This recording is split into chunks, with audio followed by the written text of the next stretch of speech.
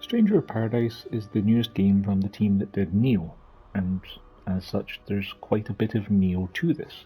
You've got a variety of different combo attacks with a variety of different weapons, each of which feels and handles very differently. You've got way more equipment drops than you ever know what to do with, like my inventory for my party is absolutely laden down with 7 billion kinds of weapons with different numbers and attachments to them, all which are not really that important. I've got the platinum for this, and I can't say I paid attention to any of these numbers, with the only one I ever did pay attention to was Job Affinity for one trophy, which is pretty easy to cheese because you need to get 400% for one job. And when you have a bunch of items that give you like 130%, it's not particularly hard to get that trophy.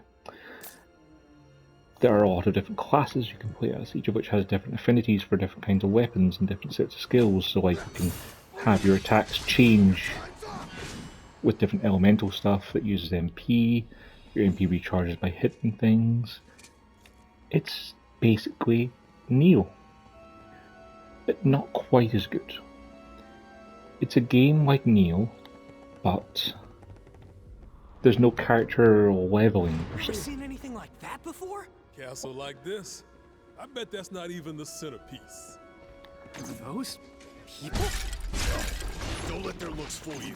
They're pure darkness. And there's no need for mercy.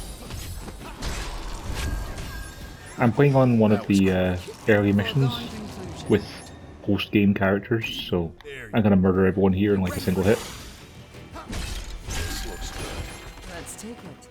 I can get level 17 gear when my character level is level 99, and the gear I'm carrying is level 300, so combat's not going to be much of a showcase here. But it's all about parrying, timing, dodging, everything Nioh does. Like you've got a block, a well-timed block will get a parry, and you've also got a soul counter to block magical attacks and absorb them and use them for your own use. And you can do stuff like you can start a combo and you can change your class during the combo. I'm pretty bad at that, but there's ways you can do it. This is the one. There's also things like if you use the left stick to move when you're attacking your combo, it will change the combo into different ones, different timings, holding for different stances. It's a very complex game if you want it to be complex, but what I did was I just put the difficulty on story, and I enjoyed the story, which is actually a well-told story once you get past the memes about killing chaos, and I still had challenging boss fights. Regular combat was pretty fast-paced and didn't hamper exploration. Still died a fair bit throughout the course of the game, had to learn enemy patterns and stuff. For much longer. It's your choice, Jack. I mean, you're not even hurt, Jack. Reducing the challenge made the game more fun for me, because I was enjoying the story, and I still found the combat challenging enough. You do have to play on the higher difficulty to be able to get platinum, and it's also severely challenging. Combat stays much the same, except you die in 2 hits, which has never been something I've particularly enjoyed in any of the kind of Souls-likes. It just leaves no room for mistakes, and I make mistakes, so that's why I never find them that fun. But as an overall game, it's good. Like, it's already been on sale a couple of times since it came out, because I got it digitally, it's been on my backlog for a while, but I'm glad I got around to playing it, because I had a good time with it. It also has online co-op, so you can create a lobby and have friends take the part of your party members, whose jobs you can also customize, so you can change what they do when you have them with you to make a better party. Like the 2 I have just now are focused around healing spells, so like when I activate them with the D-pad and they resonate, then they'll do stuff like cast haste and protect and regen on me, and they'll have some big area effect attacks for boss fights that deal a ton of damage. Like, I only got through a couple of the boss fights in the hardest difficulty for getting the platinum, thanks to them doing the work for me. I would not have been able to do it on my own.